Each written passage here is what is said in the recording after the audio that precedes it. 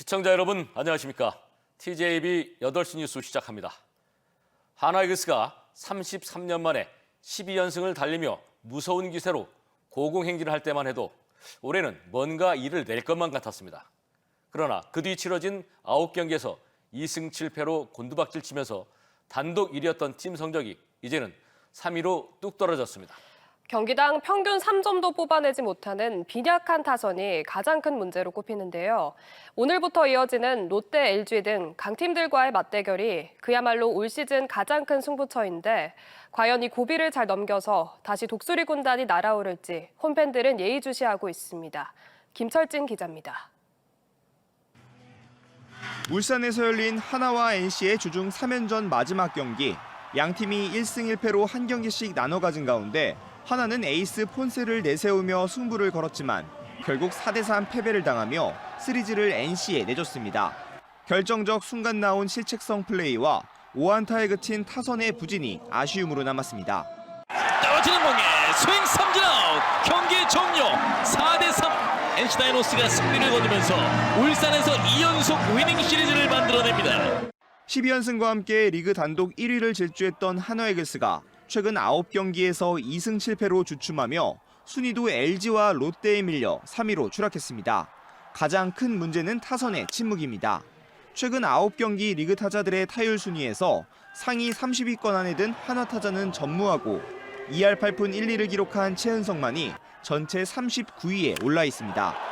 경기 중 가장 많은 타석에 들어서며 공격의 천병에서는 1, 2번 타자 테이블 세터진도 아직 자리 잡지 못한 점도 하나의 약점을 드러내고 있습니다. 올 시즌의 축제는 테이블 세터예요. 지금 1번 타자가 계속해서 경기 때마다 바뀌고 있는 그런 수준인데 테이블 세터의 9경기 타율은 2할 2푼 5리고요. 그게 리그 전체 9위. 하나는 오늘부터 리그 2위 롯데와 홈 3연전을 치른 후 리그 1위 LG를 원정 경기에서 만나는 빡빡한 일정을 소화하게 됩니다.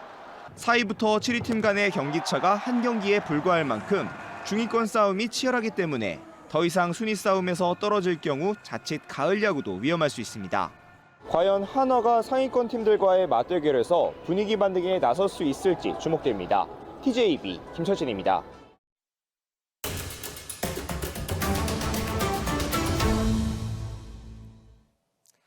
세종에서 대전으로 출근하는 시민들이 주로 이용하는 교통수단은 대전 BRT B1버스입니다. 그런데 이 버스를 타는 것 자체가 하늘의 별 따기만큼 어려워졌다고 합니다. 그 이유는 버스 운영 주체인 대전시가 천변 도시고속화도로를 지나는 이 B1버스에 대해 지난 1월부터 입석 승차를 금지해버렸기 때문입니다. 버스는 오지만 대부분 좌석이 다 차 있어 시민들은 결국 BRT 대신에 자가용을 타고 출근길에 나서고 있습니다. 현장 리포트 김소영 기자입니다. 오전 7시쯤 세종시 소담동의 한 BRT 정류장입니다. 본격적인 출근 시간이 시작되기 전부터 대전으로 나가기 위한 대기 행렬이 길게 이어져 있습니다. 기다림 끝에 도착한 버스. 그러나 불과 승객 한두 명만 태우거나 심지어는 멈추지 않고 그대로 정류장을 지나쳐버립니다. 계속해서 버스가 들어오고 있지만 이미 거의 만석 상태로 들어오다 보니 몇 명 태우지 못하고 지나가는 경우가 많습니다. 10분에 나오면 출발을 7시 50분에 할 때도 있고 요즘 은 8시 한 10분에 할 때도 있고 급한 사람은 여기서 대전 시내 유성으로 가가지고 자녀 좌석이 없으니까 항상 보면 만석으로 그냥 통과하고 하다 보니까는 지금 내가 다섯 차를 지금 그들에게 보낸 것 같아요. 시간이 굉장히 조마조마하고. 이처럼 극심한 탑승난이 시작된 건 입석 승차가 금지되면서부터입니다. 대전시는 도로교통법상 입석 금지 구간인 천변 도시 고속화도로를 지나는 B1버스에 대해 올해 1월 1일부터 입석 승차 금지 조치를 내렸습니다. 안전상의 이유로 버스 한 대당 승차 인원이 41명으로 제한된 건데 이후 기존 승객 수요를 감당하지 못하고 있는 겁니다. 이러다 보니 대전시에 들어오는 관련 민원도 폭주하고 있는데 특히 학교 개강 등이 있는 3월엔 4-5배까지 치솟았습니다. 일부 시민들은 출근 때마다 속을 태우다 아예 대중교통 이용을 포기하기도 합니다. 세종시나 대전시나 그 대중교통 장려한다고 하면서 BRT를 탈 수 없어서 지금 결국은 자가용을 끌고 다니고 있는 상황이거든요. 대중교통 정책과 아주 역행하는 그런 상황이라고 보고 있습니다. 비원버스는 대전시 소관으로 시는 상황을 충분히 인지하고 있다며 증차 노력을 지속한다는 방침입니다. 입석 금지를 시행하면서 거기에 맞춰가지고 버스 4대를 증차를 했어요. 3대를 또 추가로 증차를 하고 그 버스 출퇴근 시간에 그 배차 간격을 최대한 줄여서 이 문제를 해소를 하려고. 하지만 현재 배차 간격도 5에서 7분으로 짧아 증차만으로는 수요를 해결할 수는 없는 상황. 결국 노선 신설이 불가피하지만 타시도와 또 운수회사와의 협의가 선행되어야 해 단기간에 해결되긴 쉽지 않아 보입니다.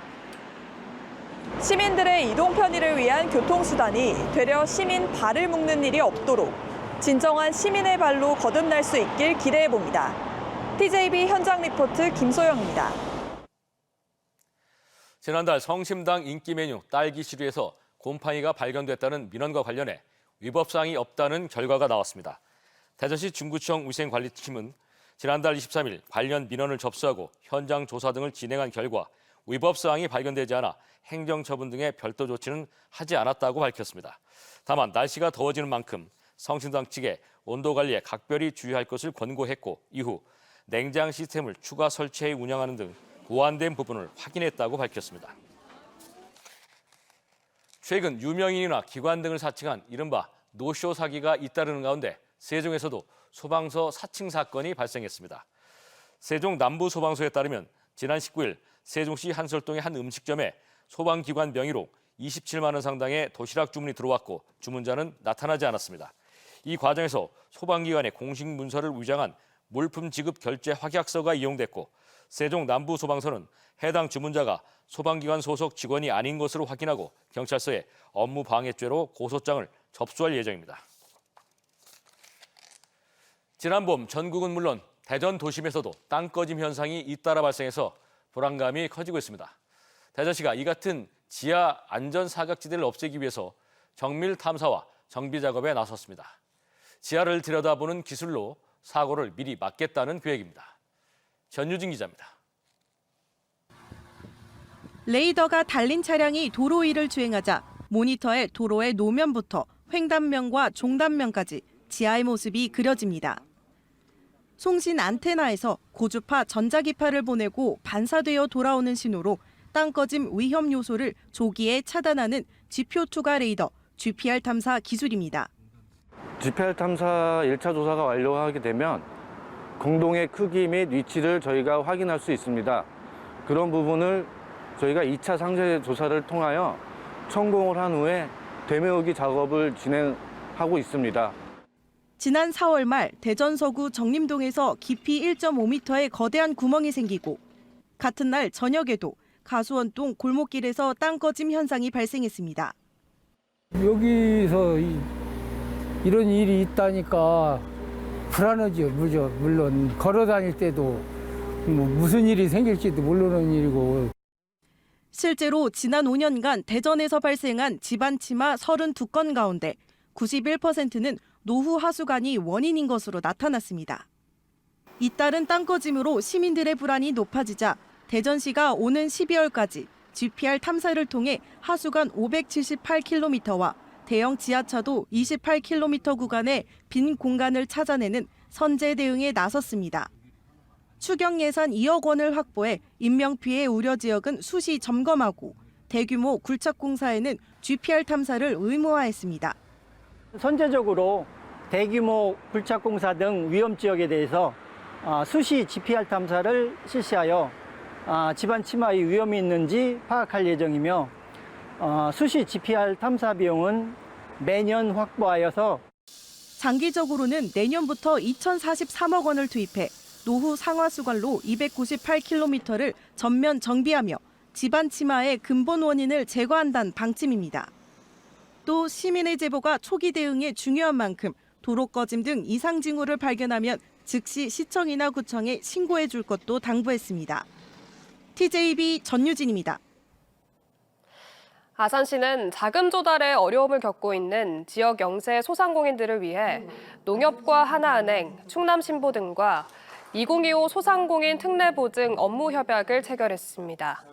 이번 협약에 따라 아산시와 농협, 하나은행이 마련한 출연금을 바탕으로 충남신보는 소상공인을 대상으로 240억 원 규모의 특례 보증을 공급할 예정입니다.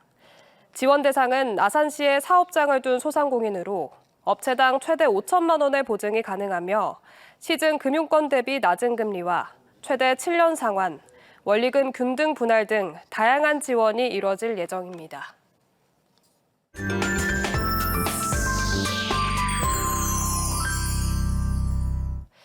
이번 주말 우리 지역에선 과거와 현재의 연결을 주제로 한 다양한 문화 행사가 펼쳐집니다.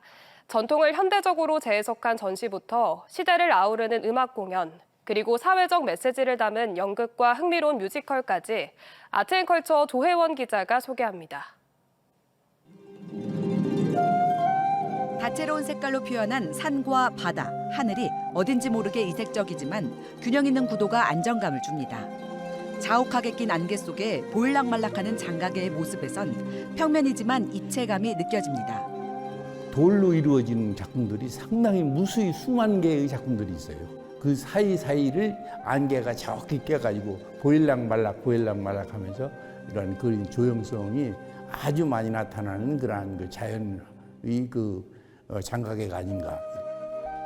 1980년대 대전에서 시작해 중부권을 대표하는 권위 있는 미술 전시회로 자리매김한 형상전이 올해 50회를 기념해 20명의 작가가 각자의 부스에서 다양한 장르의 작품을 선보입니다. 다음 달 1일까지 공주 임림미술관에서 열리는 이번 전시에서는 삶의 기억과 자연의 웅장함을 담아낸 작품들이 관람객을 맞이합니다. 1930년대 관사촌의 역사적 공간에서 펼쳐지는 전시, 채색화, 힙트레디션. 힙트레디션은 한국 전통 채색화와 목가구를 동시대적 시선으로 재해석해 전통 문화의 새로운 가능성을 제시합니다. 전통과 현대의 멋진 조화를 경험할 수 있는 전시는 오는 7월 13일까지 대전 태미홀의 6호 관사에서 진행됩니다. 첼로 천재로 불리는 한재민과 러시아의 유명 피아니스트 알렉산더 말로피에프가 오는 30일 대전 예술의 전당에서 듀오 리사이틀로 호흡을 맞춥니다. 이번 공연에서는 프로코피에프의 첼로 소나타를 비롯해 드뷔시, 프랑크, 글라주노프의 곡들을 선보이며 낭만에서 근대로 이어지는 음악적 여정을 선사합니다. 현대 희곡의 거장 아서 밀러의 대표작으로 배우 송병호와 손숙이 출연해 가족의 갈등과 자본주의 사회의 이면을 깊이 있게 그려낸 연극 세일즈맨의 죽음이 이번 주말 논산 아트센터에서 열립니다. 임진왜란 시기 무명 영웅들의 이야기를 담은 유쾌한 무협 판타지 뮤지컬 무명호걸이 내일 저녁 예산군 문예회관 무대에 오릅니다. 팬텀싱어 출신 백인태와 뮤지컬 배우 임세준의 화려한 퍼포먼스와 함께 관람객들에게 웃음과 감동을 선사할 예정입니다. TJB 조혜원입니다.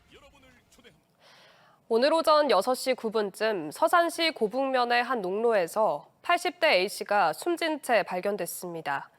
사람과 오토바이가 농로에 빠져 있다는 신고를 받고 구급대가 출동했지만 A씨는 이미 숨진 상태였습니다. 경찰은 A씨가 오토바이를 몰다 농로에 빠진 것으로 보고 정확한 사고 경위를 조사하고 있습니다.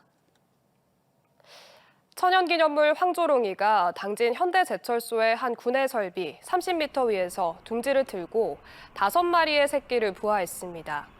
1982년 천연기념물로 지정된 황조롱이는 맹금류로 갈색 빛깔을 띠며 성체는 약 30cm까지 자라는 등 우리나라의 대표적인 텃새입니다.